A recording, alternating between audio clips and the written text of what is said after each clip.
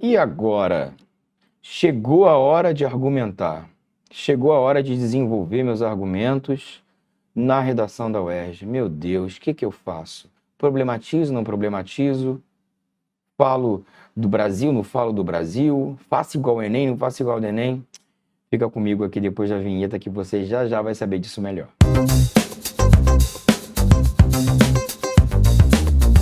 Fala galera, eu sou Júlia Amorim, professor de redação do Foco Medicina, só o curso que mais aprova em medicina na UERJ. E claro, ó, desses ombrinhos aqui, recorde de gabaritos em redação nesses últimos anos. E para poder te ajudar, para você não se desesperar, eu fiz um levantamento de todas as perguntas mais frequentes, eu levei 7 perguntas mais frequentes que o pessoal faz no que diz respeito ao que fazer com o desenvolvimento da UERJ, ao que fazer na hora do vamos ver, se coloca, se não coloca problema, se relaciona com isso, se bota o dedo na cara do outro, porque ali a redação do Enem já é um barraco, a redação da UERJ é a pessoa um pouquinho mais diplomática, né? Vamos dar uma olhadinha nessas perguntas que são mais frequentes, tá? Primeira delas, Júlio, eu tenho que colocar, porque essa coisa desse engessamento, né, que é quase aí precisa de uma clínica de reabilitação, como eu costumo dizer, eu preciso colocar o conectivo em todos os meus parágrafos, todos eles, em todos. Não. É óbvio que ao iniciar seu desenvolvimento 1, as pessoas, eu preciso botar uma primeira análise, em primeiramente, em uma primeira instância, a priori. Cara, começa dali, ó, fluidez, poupa argumento, poupa conjunção, conectivo, né, o marcador argumentativo, começa ali bonitinho, tá? Agora, o D2, obviamente, né, sendo seu segundo desenvolvimento, é importante, é necessário que tenha, justamente para que você consiga fazer uma conexão com o parágrafo anterior, né? O que que esse desenvolvimento 2 está atrelado a 1? É de adição, é de contraposição? O que que se está fazendo ali no que diz respeito a relação externa ao parágrafo, ou seja, do texto. E também é óbvio que dentro do parágrafo intraparagrafal, você precisa sim fazer essas conexões. A gente tem que entender quando acaba onde é seu tópico frasal, onde ele acaba, quais são as ideias internas, então, de causas e de consequências, de adições, né, de oposições como um todo. Então, assim, quando a linha semântica, quando você quiser dar um encadeamento de finalização, né, de continuidade, enfim, é importante sim a existência dos conectivos internos, mas não tem aquela obrigatoriedade de que a cada período que se finda eu preciso colocar um conectivo. Nem na UERJ, também nem no Enem. A fluidez é mais importante. E aí acaba que o cara precisa ser um expert em conectivo, o cara precisa ter um repertório de conectivo que na hora do vamos ver vai faltar. Então não precisa dessa coisa maçante, relaxa e vai para cima, tá? Segunda coisa, Júlio, eu preciso de um tópico frasal explícito, uma coisa que eu gosto muito de marcar. Gente, a redação da UERJ, ela valoriza seu posicionamento crítico. E o que que é o tópico frasal explícito? É a sua ideia a ser defendida nesse desenvolvimento. Então é importante sim que o corretor, que o avaliador consiga identificar o que lá da introdução você está aprofundando, qual é o seu posicionamento principal por meio desse tópico. Sim, é importante. É obrigatório? Esse negócio de obrigatório não é obrigatório, aí começa aí a gente chegar em outra área, em outra discussão, não é que seja obrigatório. Eu sou medroso.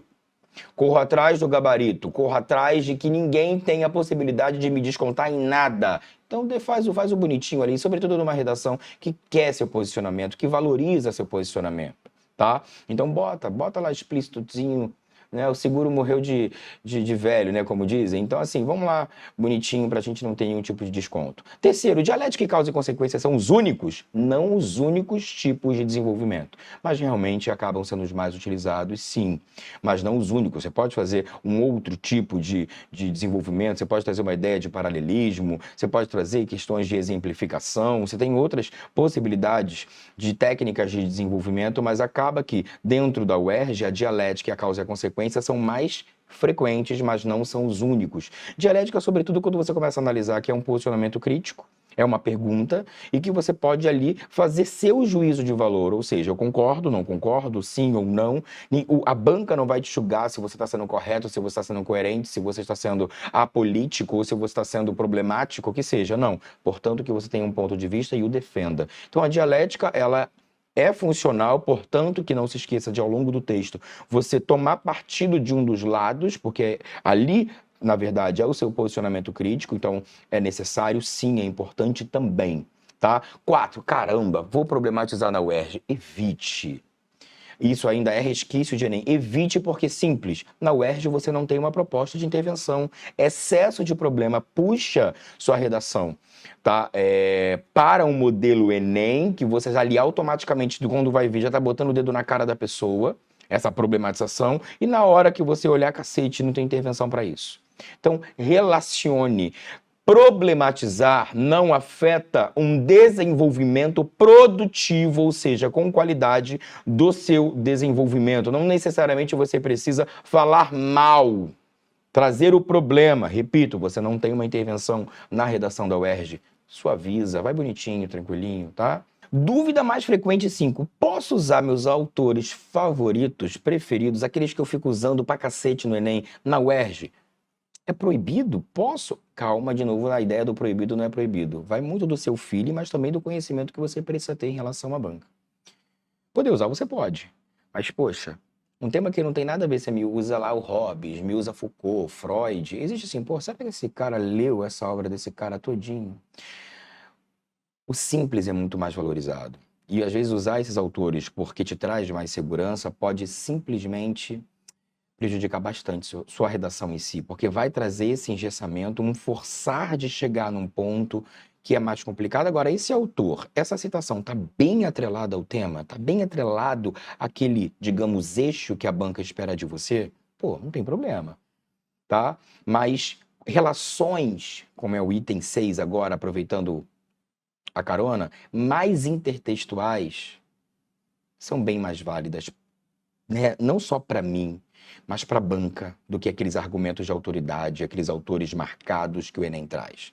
Que relações intertextuais, Júlio? Cara, outros livros, série, filme, música, fato que aconteça no dia a dia é o seu posicionamento. A UERJ quer que você se apresente, ela quer que você se mostre. E um outro ponto que muita gente pergunta é o raio do livro. Tem que ler a porcaria do livro. Eu preciso usá-lo em todos os desenvolvimentos? Não. Você não precisa usar em todos os desenvolvimentos, nem em todos os parágrafos. Não vira uma resenha do livro do que uma redação. Então, assim, escolhe um dos trechos, tá? Depois eu vou fazer uma aulinha esperta para vocês de como usar esse livro. Dicas de como usar o livro. Para que ele serve? Mas você não precisa usá-lo em todos os desenvolvimentos, tampouco em todos os parágrafos, tá? Então, a estrutura que a gente começa a avaliar aqui da redação é basicamente a tradicional, tá? Que é a presença de um tópico frasal, a presença de uma fundamentação e a presença de uma finalização. A fundamentação 2, ela é obrigatória? O que seria uma fundamentação 2? É como se fosse uma parte mais aprofundada que justifique, exemplifique e aprofunde como um todo a parte da fundamentação 1, tá? E também a divisão, segmentar essas ideias por abordagens em uma linha gradativa, ou seja, você apresenta o seu argumento a ser aprofundado, o seu posicionamento para aquele parágrafo, que é o tópico frasal, você vai dar sustentabilidade ali, sustância, como diz minha mãe, né? Sustentabilidade é ótimo, né? Sustância, né? Sustância, dá um mocotó ali, uma feijoada ali na fundamentação e finalizar isso. Tá? E finalizar. Então, o tópico frasal, na verdade, é seu posicionamento, a fundamentação, que se for longa, você pode dividi-la em 2 períodos, facilita a leitura, a compreensão do argumento em si, uma gradação da ideia e culmina aí na finalização. Lembrando que o desenvolvimento, eu sempre gosto de dizer, o desenvolvimento é uma mini redação. O desenvolvimento é uma mini redação, ele tem início, meio e fim. É óbvio que de uma situação mais macro, ele está atrelado a outros elementos, outras partes do texto, mas ele é uma mini redação, e a gente tem que sentir essa gradação e essa finalização desse parágrafo, tá? Então a estrutura é base, tópico frasal, a fundamentação e a finalização. E você tem ali também partes dessa fundamentação que são muito significativas. Tá bom, Júlio, vamos ver na prática? Ainda sobre o tema do último vestibular da UERJ, que é a capacidade de se opor a um destino socialmente estabelecido, fortalece a nossa humanidade? Ah, fortalece. Não, não fortalece não tem nada a ver. Aí vai a sua defesa, seu posicionamento crítico, tá bom, você acha que fortalece ou não? Comprova. Mostra pra mim. Pra isso, galera, eu trouxe a redação, o desenvolvimento da Malu, na verdade, que a gente em outro episódio falou sobre a introdução dela, só pra gente dar uma olhadinha na continuidade dessa redação como um todo. Aqui, ó, observem. Na introdução ela fez uma forma muito clássica, trouxe o show do Truman, tá? Que retrata de uma forma muito pertinente e próxima a ideia que o tema trazia ali das interferências das pessoas nos seus destinos e escolhas. E aí, logo depois da apresentação dessa justificativa, a gente tem a tese como um todo. Sendo assim, a habilidade de se contrapor ao que é tido como pré-determinado fortalece a humanidade dos sujeitos. Posicionamento dela. Tá, como é que você vai justificar isso? Tanto por revelar suas individualidades, então seria o argumento 1, e o argumento 2 que ela vai usar para fundamentar, né, justificar, para poder dar veracidade a essa tese, tanto quanto ali permitir um autoconhecimento genuíno. Eu trouxe o desenvolvimento 2. Automaticamente, ele tem que estar atrelado a essa ideia aqui de autoconhecimento. Vamos dar uma olhadinha? Além disso, superar futuros rígidos e talvez desafiadores torna-se viável na medida em que há um contínuo processo de autoconhecimento. Está relacionado ao autoconhecimento, tá direitinho, repetiu, mas já estava mais longínquo, ao longo do texto não teve essa repetição. Funciona para a gente poder entender essa proximidade. Poderia trocar por outra palavra? À vontade, claro. Repito, eu trouxe a redação na íntegra, porque às vezes as pessoas acham que aluno que tira 9, 9,5, 10 na UERJ são alunos extraordinários. Esse ano nós temos uma nova forma, né? Retornou a forma. Então, é uma nova, velha forma de avaliar que a nota não vale mais 10 e sim 20. Então, voltando já para contextualizar com esse ano, o cara que tira 20, 19, tira 18 é um cara, um ET? Não. Existem erros e a ideia do posicionamento crítico e como você contribui para o texto é o que é mais validado para a banca. Tá? Então, aqui já coloco o autoconhecimento, né? Partindo de um viés psicológico, aí começa, vou fundamentar o que ou o porquê que é desafiador esse processo de autoconhecimento. Conforme o homem amadurece, ele passa a apresentar maior facilidade de enfrentar certas intempéries da vida, dada a sua experiência, junto ao desenvolvimento da frieza na tomada das decisões.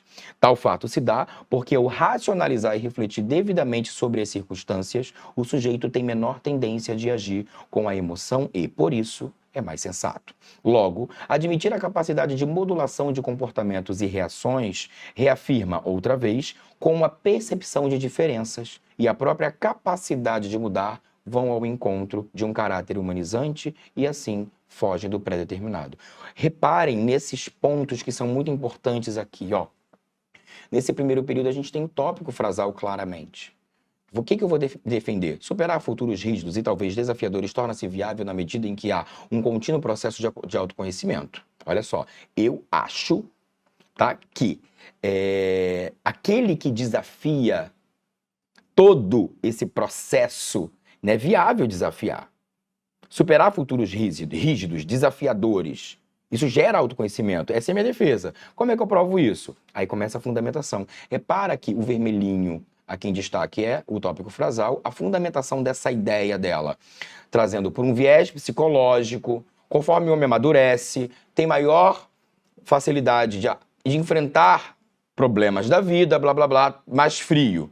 Isso acontece porque ele consegue refletir devidamente sobre as circunstâncias, o sujeito tem menor tendência em agir com emoção e por isso é mais sensato. Então, existe aí um segundo período de fundamentação, uma segunda parte dessa fundamentação, por isso que eu falei que ela pode ser 1 e 2, e que aprofunda aquilo que foi trazido na fundamentação 1. Mas tudo é fundamentação. Está fundamentando, dando base àquele tópico que foi apresentado. E depois a parte final. Lembra que eu falei de início, meio e fim? Olha como a ideia finaliza. Logo, admitir a capacidade de modulação de comportamentos e reações reafirma, outra vez, como a percepção de diferenças e a própria capacidade de mudar vão ao encontro de um caráter humanizante. E assim fogem aquilo que é pré-determinado. Então é importante. Olha a ideia.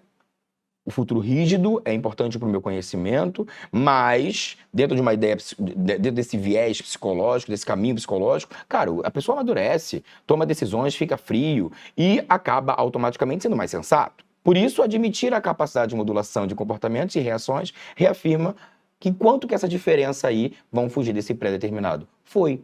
Júlio, ficou longo? No limite, Então, uma redação do aluno é no limite para ficar períodos muito longos. E aí, se continuasse, por exemplo, em alguns trechos, sobretudo, por exemplo, aí na finalização, mais informações, já ia dar uma confusãozinha na cabeça, ia atrapalhar a fluidez, o cara ia ficar meio babá. Então, realmente acaba tendo aí um limitezinho, mas a ideia tem início, tem meio e tem fim. Uma coisa muito interessante, observem, que não tem argumento de autoridade, que não tem relações intertextuais, que não tem relações interdisciplinares por área de conhecimento. É um texto fluido, com posicionamento, com um olhar do aluno. É isso que a UERJ valoriza. Não é aquele texto rebuscado com relações e não sei o quê, que se fica, que confabulação, que isso. Não, limpo, clean. O que vale aí é o posicionamento do aluno, o que vale aí é o posicionamento da pessoa. Com certeza essas dicas te deram um norte, o olhar dessa redação de uma forma mais técnica e ao comparar aquilo que o seu pensamento muitas das vezes tem um futuro pré-determinado, com um modelo pronto, como eu estou brincando aí com o tema da UERJ, faz total diferença no seu desempenho, na sua forma de pensar e, obviamente, na sua forma de produzir texto. Ficamos por aqui hoje. Em breve, estou voltando com mais novidades para vocês. Um grande beijo.